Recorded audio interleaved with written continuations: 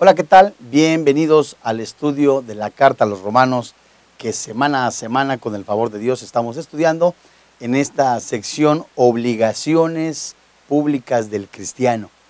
Y bueno, pues estamos aprendiendo mucho, ya que el capítulo 13, prácticamente, como dicen algunos anotadores, pues es para dar testimonio, para aprender a dar testimonio delante de los demás, la evidencia de un genuino cristiano, muchísimo.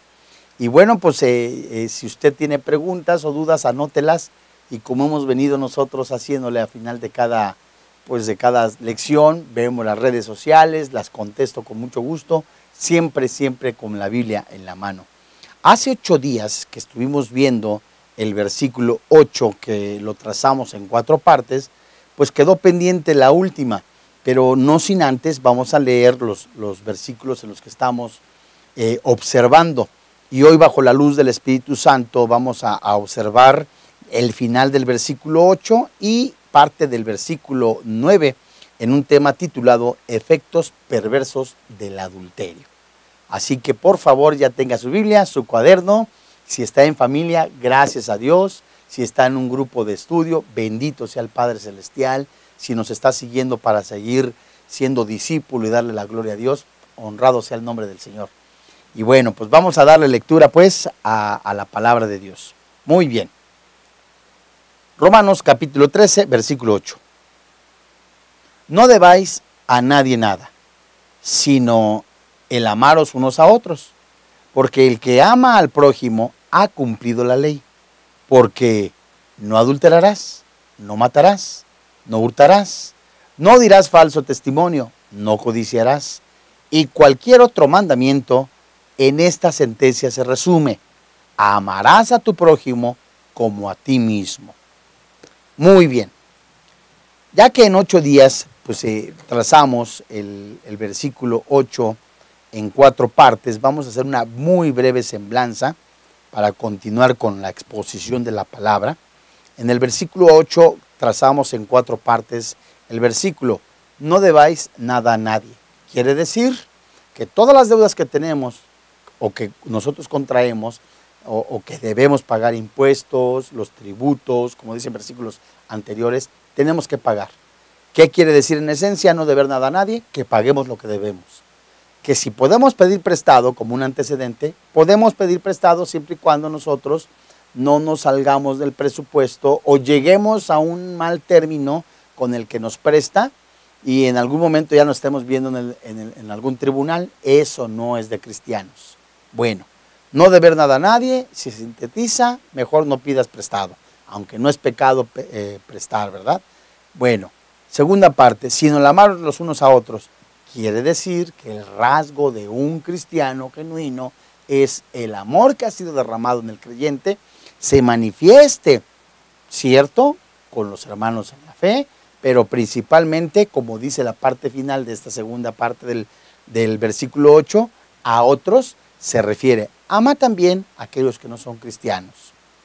El que ama al prójimo, muy bien.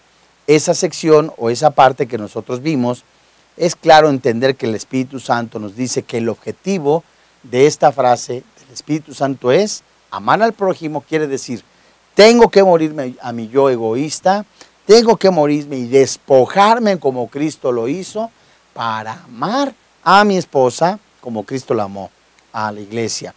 A mis hermanos en la fe, como amigos en la fe, y como ninguno da la vida por otro, como el mejor amigo, como Cristo lo hizo. A mis enemigos tengo que amarlos. Y eso comprende claramente que es el cumplimiento de la ley. Ahora, mis amados hermanos en la fe, el mandato de amar está expresado en el libro de Levítico. Vamos a Levítico, capítulo 19, mis amados hermanos. En el Antiguo Testamento, en el capítulo 19, para continuar con nuestra exposición y posteriormente pasar a los pecados que enumera el apóstol Pablo. Levítico capítulo 19, verso 18. Y la Biblia dice: no te vengarás ni guardarás rencor a los hijos de tu pueblo, sino amarás a tu prójimo como a ti mismo. ¿Quién dice? Yo, Jehová. En medida en que se ama desinteresadamente, en la medida que ninguno busque su propio bien sino el del otro, dice Pablo en la primera carta a los Corintios, en el capítulo 10, verso 24, se muestra que el amor de Dios ha sido derramado en nosotros.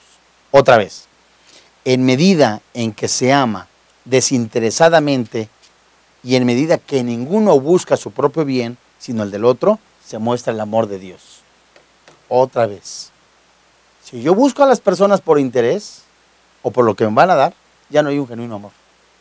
Si yo busco por lo que voy a sacar de provecho, por lo que me voy a beneficiar, por el dinero que voy a sacar a otras personas, inclusive a los hermanos en la fe, no es amor genuino.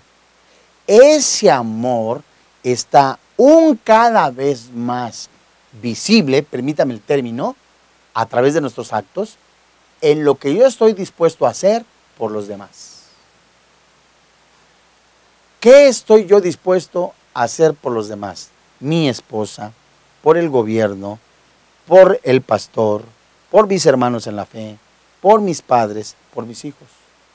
Y de acuerdo a lo que yo tenga en mi mente, en mi corazón, y que se centre en el amor de Dios, va evidenciando el servicio, el amor, la entrega por los demás.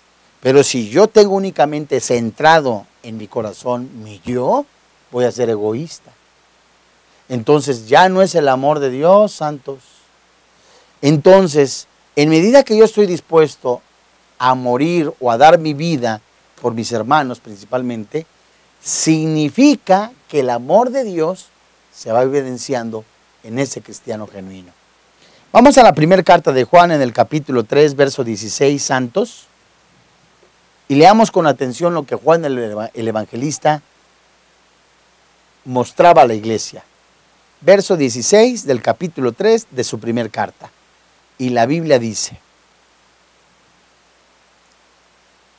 en esto hemos conocido el amor, en que Él puso su vida por nosotros. ¿En qué conoció el amor el cristiano? En que Cristo puso su vida por nosotros. También nosotros, qué interesante, acción, vida andante, vida progresiva en el creyente. También vosotros debemos poner nuestras vidas por los hermanos. Que así como Cristo murió en la cruz, Pablo dice, haya pues en vosotros ese sentir. Que así como Cristo se vació, nosotros lo hagamos por lo demás. Y en eso se conoce el amor, en que nosotros estamos dando lo que Dios nos ha dado por los demás. La frase, en esto hemos conocido el amor, es donde Juan introduce el parámetro de amor que se refleja en el cristiano genuino. Este sirve como la vara que mide toda expresión de amor. Otra vez, ¿qué estás dispuesto a hacer por los demás? Y Juan presenta otra característica de los hijos de Satanás en términos de su falta de amor. Juan capítulo 8. Cuando alguien no tiene amor por los demás, cuando alguien es egoísta, está centrado en sí mismo, que nada más busca sacar provecho, y los evidencia también la primera carta de Juan, aquel que buscaba los primeros lugares, aquel que quería sacar nada más provecho de los demás, es una evidencia segura de una persona que no es cristiana, un abusivo. Recibió a Cristo hace 8 días, el Señor nos lo dirá con el tiempo. Dice la Biblia que Él puso su vida por nosotros. Esta expresión es propia y única que usa Juan el evangelista y se refiere a vaciarse uno mismo de algo. Jesucristo se vació. Nosotros nos tenemos que vaciar. Y ese amor cristiano lleva al sacrificio y la entrega de uno mismo por los demás. Cristo renunció a su propia vida por el bien de los creyentes y su sacrificio perfecto es la esencia en el amor cristiano. Haya pues en vosotros ese sentir que hubo en Cristo Jesús, que siendo en forma de Dios, no se aferró como tal, sino que se despojó, se vació, que fue obediente hasta la muerte y muerte de cruz.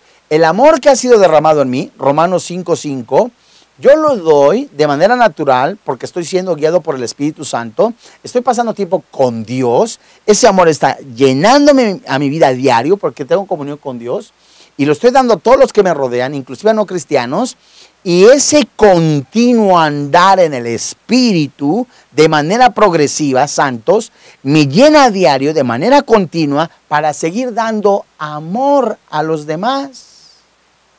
Y Dios llama a los cristianos a amarse unos a otros y vivir conforme al mismo parámetro de amor que tuvo con nosotros.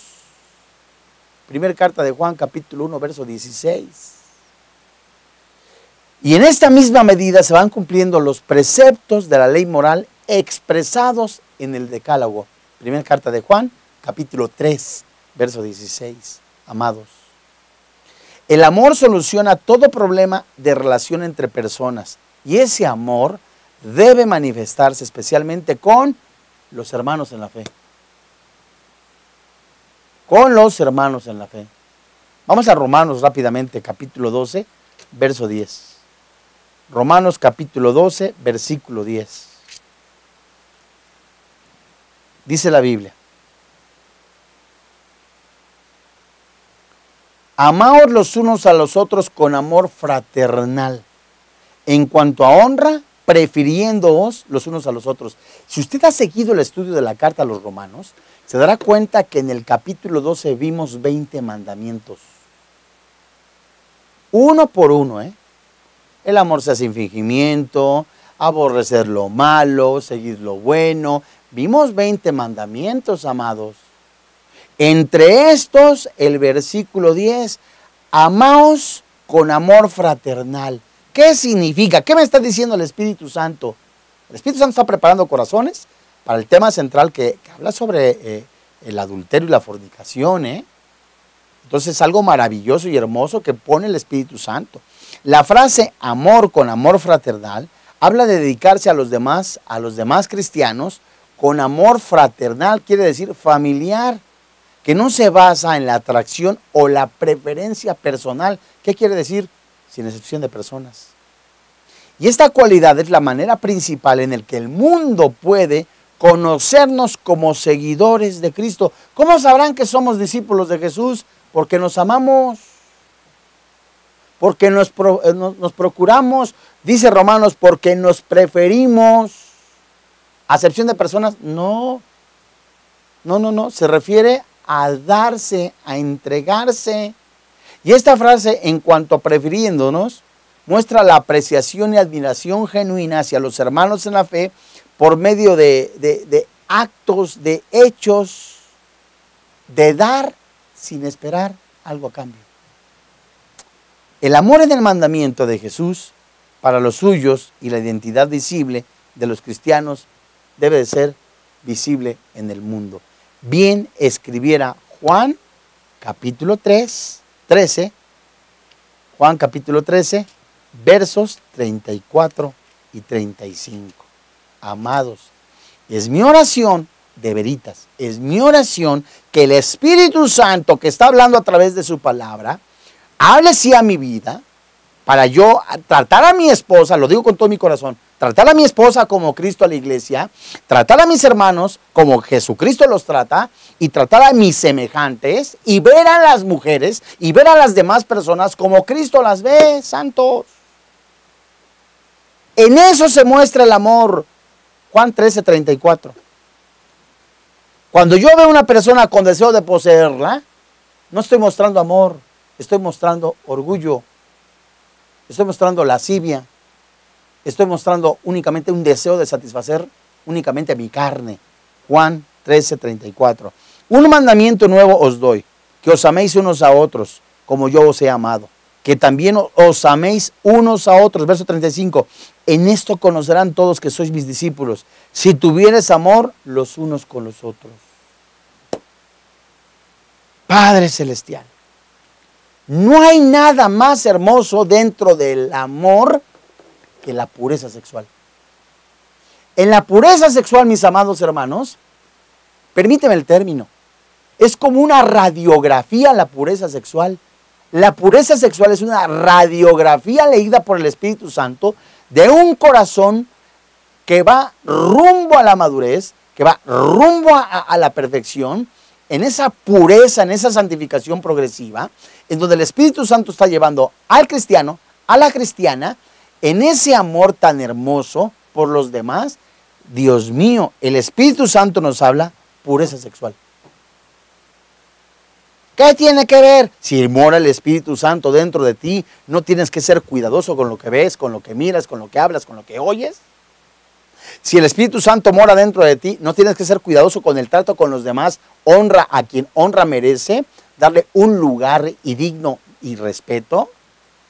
Entonces, mis amados, regresemos a Romanos capítulo 13, en el versículo 9.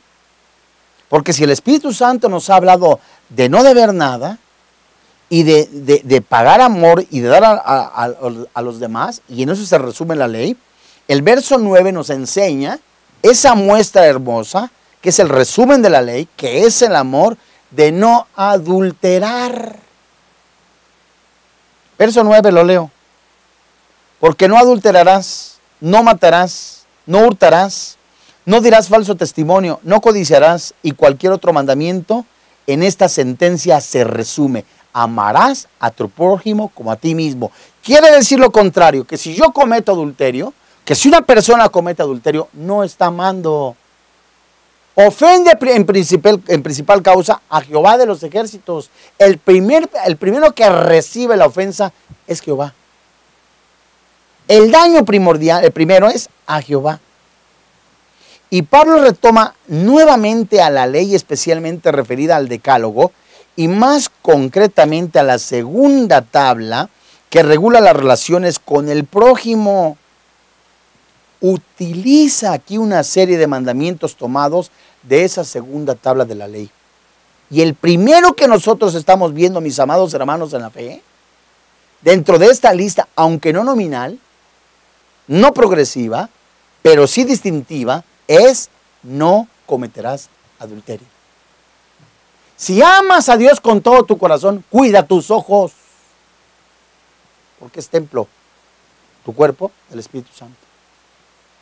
Y de una manera de mostrar el amor a los otros, los que no son cristianos, es no cometer adulterio. Primera carta a los Tesalonicenses, menciónalo, capítulo 4, versículo 1 hasta el 11. El adulterio, Dios mío, la fornicación, si los pecados de alguna manera fueran iguales, pero delante de Dios los pecados son iguales, las consecuencias son distintas. Algunos teólogos mencionan, y bueno, y Pablo lo menciona, que un pecado grave es el pecado de fornicación. Y el pecado de fornicación, quien está destruyendo a su cuerpo, Dios destruirá a ese que comete fornicación. Y los fornicarios no heredan el reino de los cielos. En Éxodo capítulo 20, versículo 14, menciona: no cometerás adulterio. Y se trata de un pecado cometido contra el amor, fíjate, se trata de un pecado cometido contra el amor al prójimo y el respeto que merece su matrimonio. El adulterio es relacionarse ilícita e ilegítimamente con la mujer de otro. Y es una grave ofensa contra el prójimo, y lo es también, y en primera instancia, contra Dios.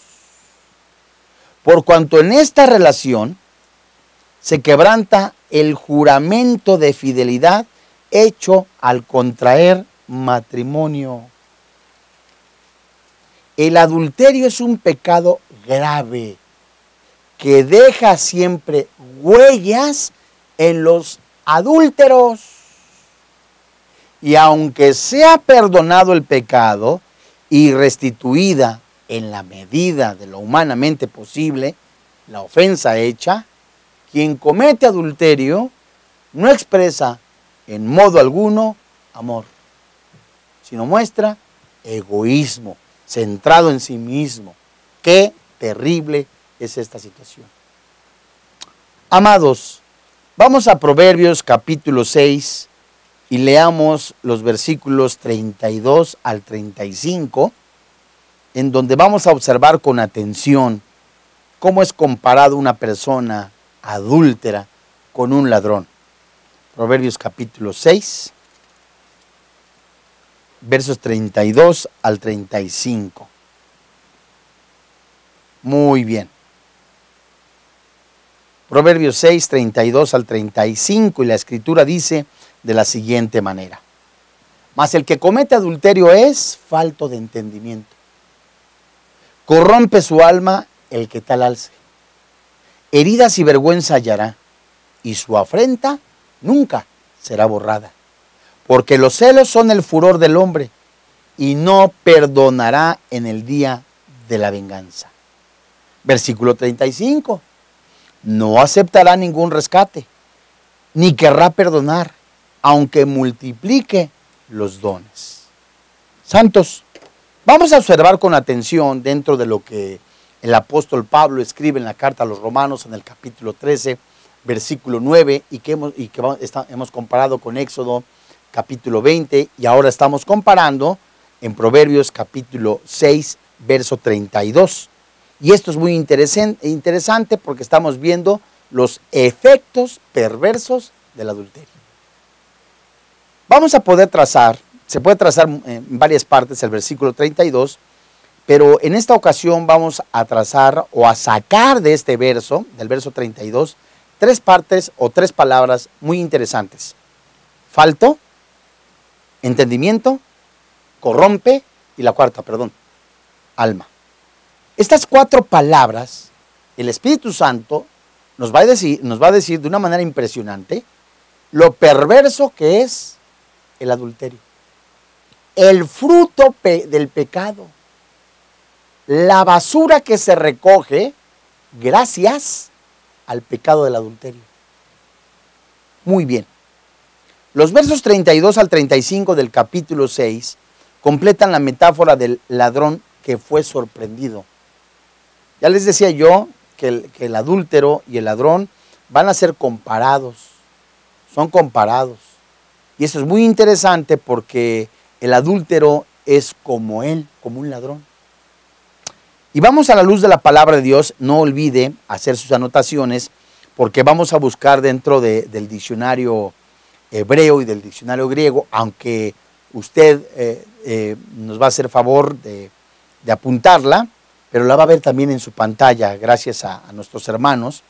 La primera palabra que nosotros encontramos dentro de Proverbios capítulo 6, verso 32, es la palabra falto. Y es la palabra 2638. Y esta palabra 2638, que se escribe kaser, se traduce o se escribe al español como faltante, sin carácter, falta, faltar, falto. Ahora, vamos a poner estas palabras, usted que ya me hizo favor de anotarlas, vamos a la siguiente palabra, vemos el resultado, para posteriormente, con la guía del Espíritu Santo, ver con los ojos espirituales, con mayor claridad, lo que el Espíritu Santo está iluminándonos para mostrarnos lo terrible que es el pecado de adulterio, las consecuencias del adulterio, pero aún más todo eso. ¿Cómo es un adúltero?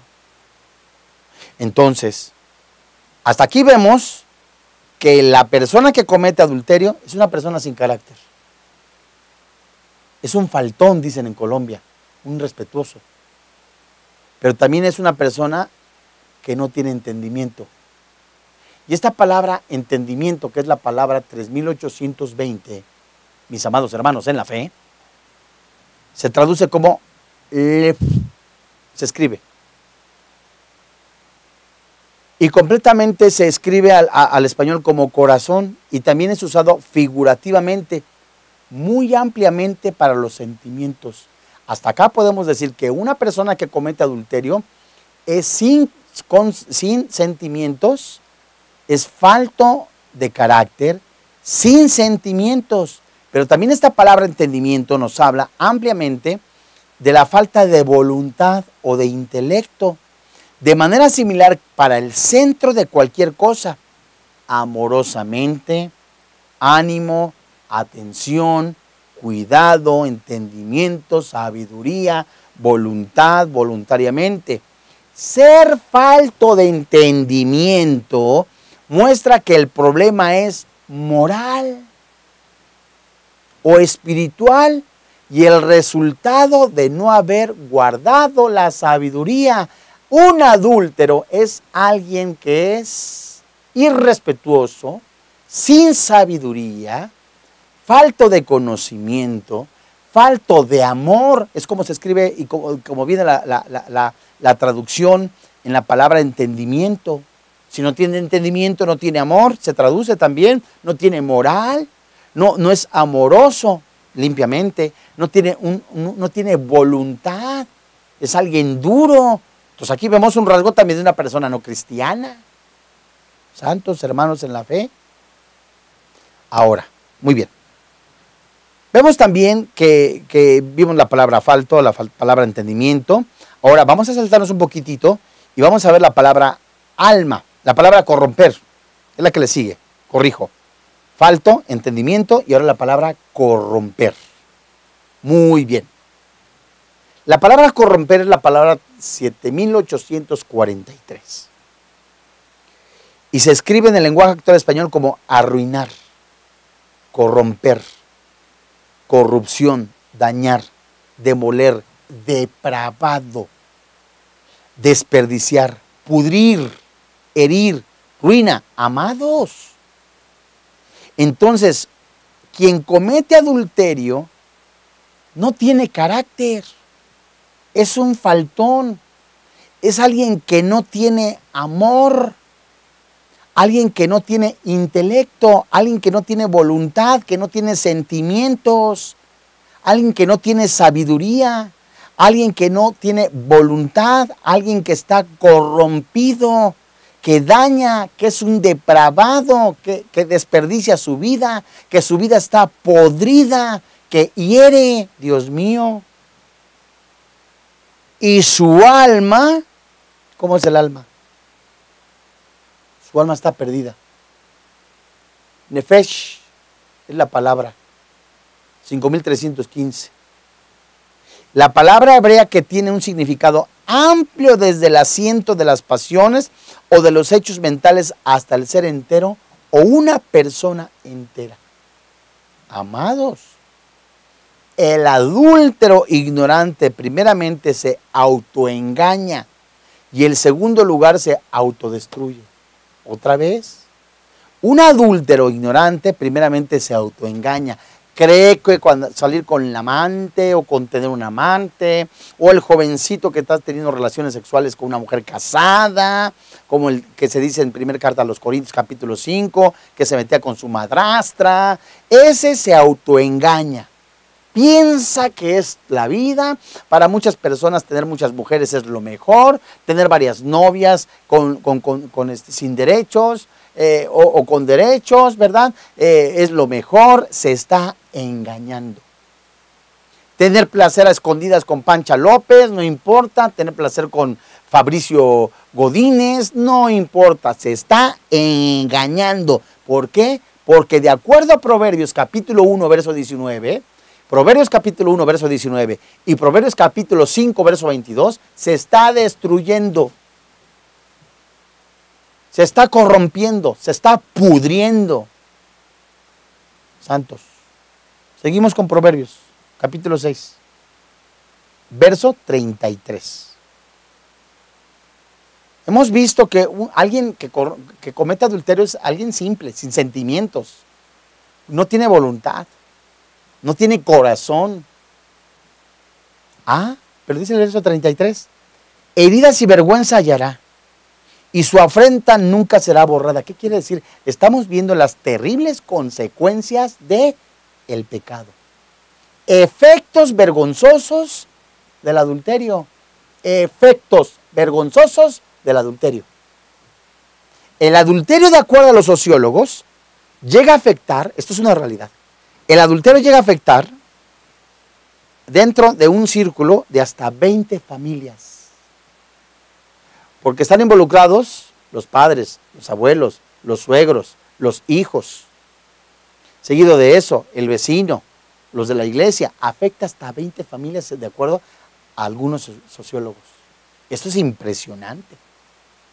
En Proverbios capítulo 6 vemos la palabra heridas, la palabra 5061, y que nos habla de golpe.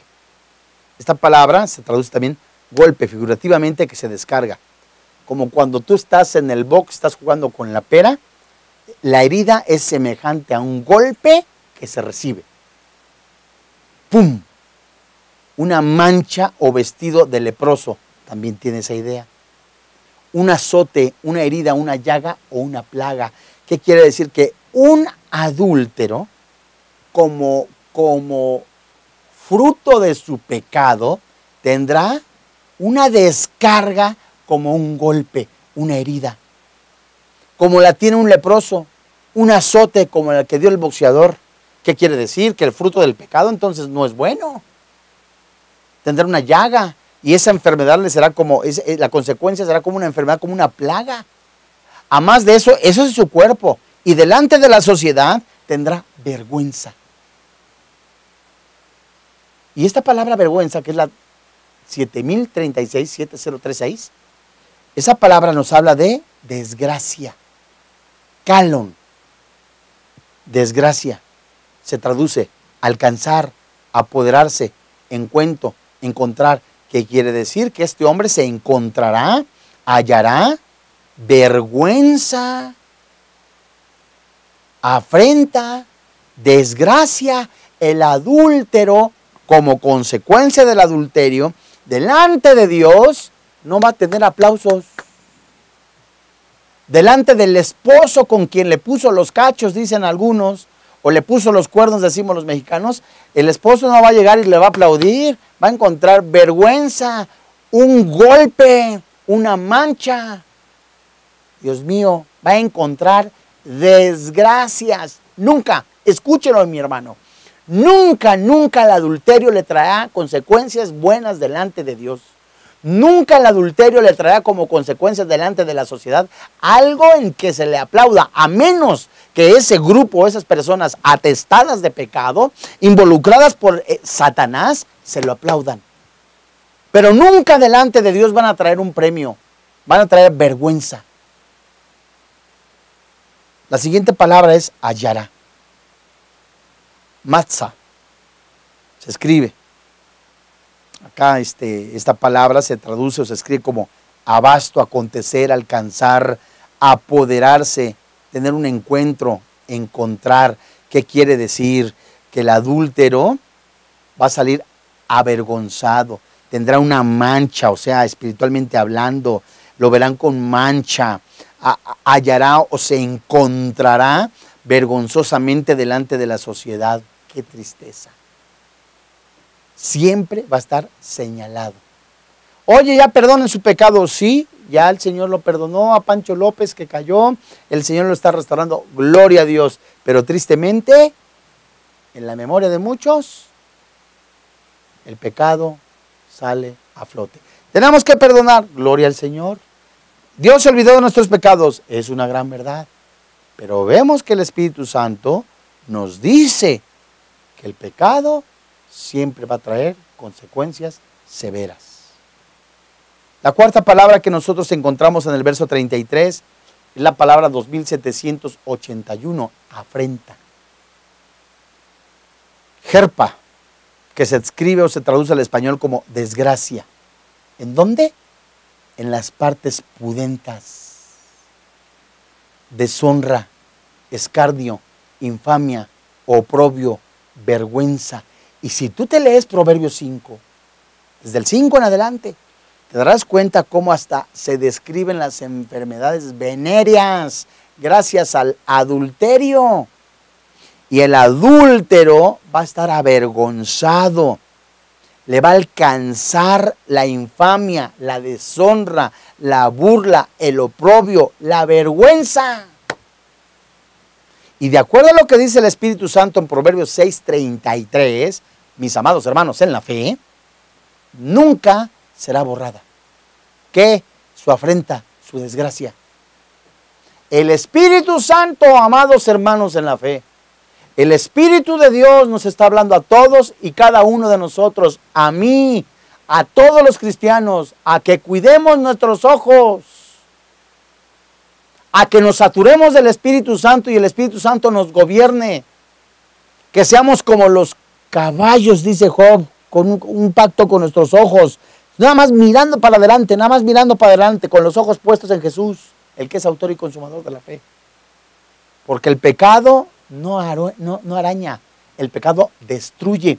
¿Qué tan peligroso es el pecado que Jesucristo tuvo que morir por él en la cruz?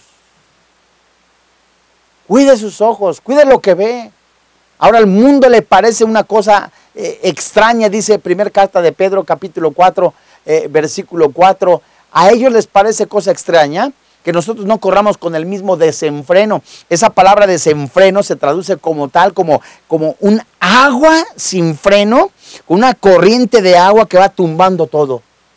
Y el mundo está tumbando todo con la inmoralidad sexual. El mundo está corriendo de una manera desenfrenada con el adulterio, con la fornicación, teniendo relaciones sexuales hombres con hombres, mujeres con mujeres, hasta con animales.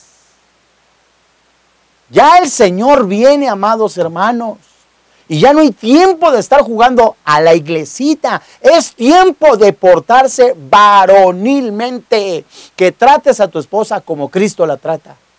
Que tu cuerpo lo veas como el templo del Espíritu Santo. Basta ya el tiempo pasado. Baste ya el tiempo pasado, el tiempo muerto, para seguir agradando como lo hacen los gentiles, andando en lascivias, en borracheras, en concupiscencias, en embriagueces. Que a estos, como ya nos convertimos a Cristo, les parece cosa extraña que nosotros no corramos con ellos con el mismo desenfreno. Ellos van a dar cuenta ante el único Dios vivo. Dice Proverbios 6:33, parte final. Su afrenta nunca será borrada. ¿Qué quiere decir? Su vergüenza, su deshonra, su escarnio, su infamia nunca será borrada. Es la palabra 3808, esta frase, nunca será borrada. ¿Qué quiere decir? Ignorada, ninguno, no fue posible. No poder, nunca hubo. Cierto, delante de la presencia del Todopoderoso, del Espíritu Santo, el adúltero puede llegar a los pies de Dios. Y el Espíritu Santo le concede el don del arrepentimiento, el don de la salvación. Pero cuidado, primera carta a los Tesalonicenses, capítulo 4, desde el 1 en adelante. Dios es vengador de todos aquellos que, Dios mío, todos aquellos que llamándose cristianos, usan su influencia para tumbar a las mujercitas, que son almas inconstantes, para tumbarlas y a los placeres sexuales. Dios mío, Dios es vengador. Proverbios capítulo 6, versos 32 y 33, se puede escribir de la siguiente manera. Mas el que comete adulterio es sin carácter, sin voluntad y sabiduría. Pudre, arruina, corrompe, deprava su alma. Mancha y deshonra lo alcanzará, y su vergüenza nunca será borrada. Vamos a regresar a Proverbios capítulo 6, versos 34 y 35, porque recordamos, este es el fruto del pecado del adúltero. Lo que hizo, la historia no ha olvidado que fue un adúltero. Pero ¿cuál es? Si vimos que lo compara el Espíritu Santo al adúltero como un ladrón, ¿qué pasa cuando un ladrón es sorprendido? La policía lo coge de las manos, ¿verdad? Le ponen las esposas y los encierran. Es sorprendido. Hoy hemos visto que algunas autoridades pues no hacen lo que tienen que hacer y ahora muchas personas están tomando su justicia por su propia mano. Y algo grave. ¿Qué sucede? Que ya en el bus agarraron a un ladrón y se meten las personas y lo golpean. ¿Qué sucederá cuando una persona es sorprendida en adulterio? ¿El esposo qué hace? ¿Cómo va a responder cuando encontró a la esposa con el amante, con el mozo, con el que le está poniendo los cachos? Pues el Espíritu Santo nos contesta en el verso 34 y 35. Porque los celos son el furor, Proverbios capítulo 7, verso 34. Porque los celos son el furor del hombre, y no perdonarán el día de la venganza. No aceptará ningún rescate, ni querrá perdonar, aunque multiplique los dones. Las otras consecuencias del adúltero giran alrededor de la furia del marido, quien puede pedir la muerte para el hombre sin entendimiento y su esposa. ¿Está el marido justificando sus celos? Por supuesto que sí. Los celos muestran la relación exclusiva e íntima que ha de existir para desarrollar la calidad de amistad necesaria en un matrimonio. Aún Dios es celoso en el sentido más puro y alto, mereciendo la fidelidad y toda la adoración. Y por otra parte, el marido tenía el derecho a vengarse sin saber la voluntad de la comunidad al escuchar a ambos cónyuges. Los versículos 33 y 34 del capítulo 6 de Proverbios hablan de las heridas, la vergüenza, el castigo. De hecho, el marido va a perseguirlo hasta lo máximo, aunque le ofrezca todo en el caso de un adúltero rico que puede hacer que dé muchos bienes. Pero en Proverbios capítulo 18, versículo 19, habla de un hombre ofendido que resiste más que una ciudad fortificada. En resumen, amados hermanos en la fe, los actos perjudiciales del adúltero, por favor, estudiante de la Biblia, anótelos. Los actos perjudiciales del adúltero son, si nunca hay un genuino arrepentimiento, no hay salvación. Su fin es muerte. Romanos capítulo 6, verso 23. La paga del pecado es la muerte. Inclusive, si una persona continúa dentro del adulterio y de la fornicación, puede haber muerte física si es creyente y nunca se arrepintió. Primera carta a los Corintios, capítulo 11. Primera carta a los Corintios, capítulo 11, verso 27 al 32. Dios se lo puede llevar antes de tiempo si esta persona que según cayó en pecado, no hay genuino arrepentimiento y sigue buscando la pornografía. A ver, mijito, no puedes con tu pecadito, ya el Espíritu Santo te ha hablado, te llevo a casa. Y eso sucede en todos los pecados. Hay deshonra y vergüenza. Proverbios 6:33. Furia ciega del esposo. Proverbios 6, 34 a 35. ¿Qué espera usted, persona que me escucha?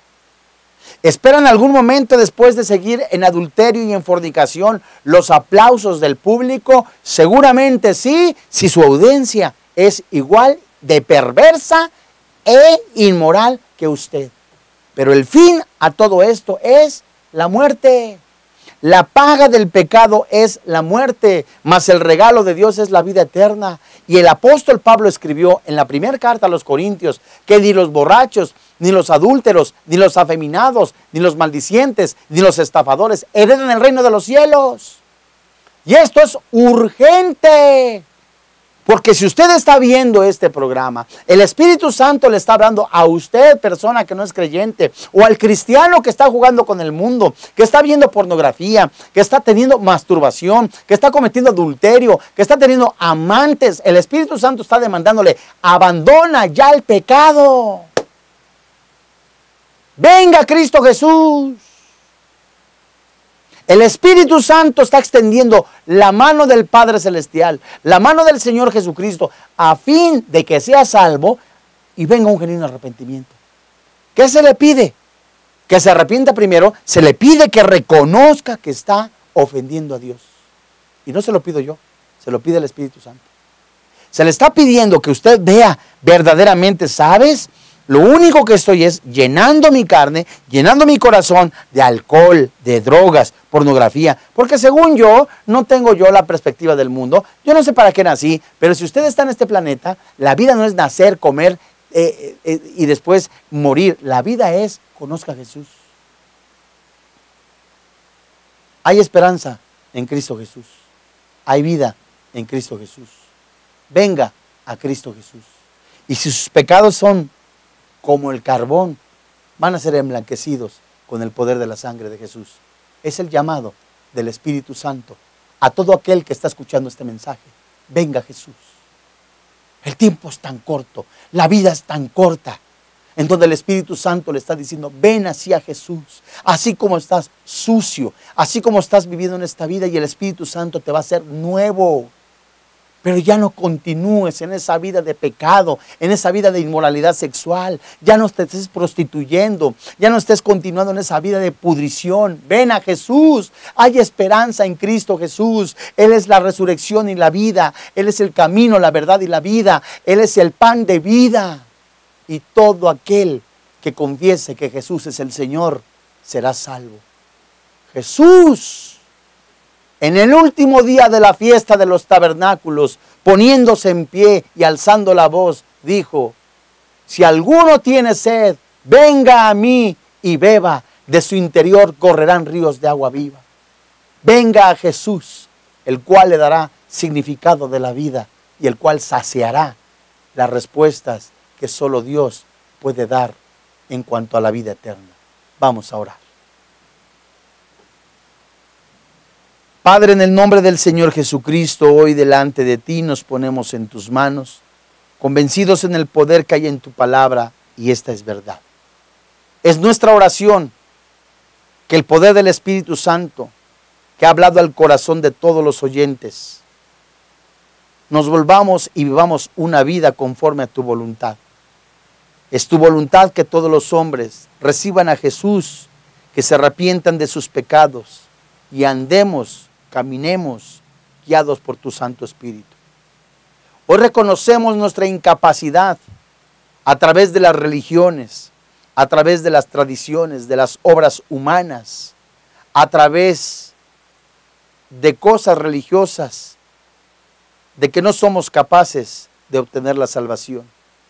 Solamente tú, Señor Jesucristo, el que eres el autor y consumador de la fe, has pagado nuestros pecados y tu Santo Espíritu nos ha dado la vida eterna. Hoy en este día oramos y nos ponemos de acuerdo para que el poder del Espíritu Santo conceda el don del arrepentimiento, el don de la salvación, el don de la fe para vida eterna a todo aquel que has elegido desde antes de la fundación del mundo y sea tu Hijo.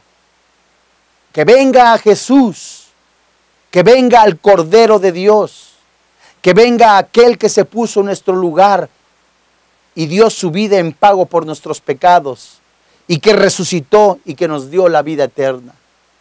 Desde ahí, desde donde está usted, desde el hospital, desde el bus, desde la cárcel, desde aquel restaurante, desde lo más profundo de su corazón, junto conmigo eleve esta oración, porque hoy es el día de salvación, y dígale: Señor y Dios, reconozco que soy pecador, que la paga del pecado es la muerte, mas tu regalo es la vida eterna. Creo con todo mi corazón, confieso con mi boca que Jesucristo se puso en mi lugar, recibió el castigo que yo merecía. Su Santo Espíritu lo levantó de entre los muertos, resucitándole, venciendo a la muerte, venciendo al pecado y dándome vida eterna. Soy perdonado de todos mis pecados y ahora vive el Espíritu Santo en mí. Te doy gracias, Padre, porque ahora soy salvo, no por mis obras o por mis méritos, sino por el poder del sacrificio de Cristo en la cruz y su Santo Espíritu. Te doy gracias, Padre, en el nombre de Jesús. Amén. Si usted recibió a Jesucristo como su Señor y como su Dios, le damos la honra y la gloria y bendecimos este tiempo porque ha habido y hay libertad en Cristo Jesús en la exposición de la palabra. Si recibió a Jesús, háganoslo saber a través de las redes sociales, en donde con mucho gusto vamos a estar orando por usted. Asista a una iglesia cristiana nuevo testamentaria, estudie la palabra de Dios, vívala y transmita a través de su vida la verdad del Evangelio y que Jesucristo es el Señor. A nombre del doctor Armando Alducin y de todo el cuerpo pastoral de Vida Nueva para el Mundo, le damos las gracias. Que Dios le bendiga, que tenga paz.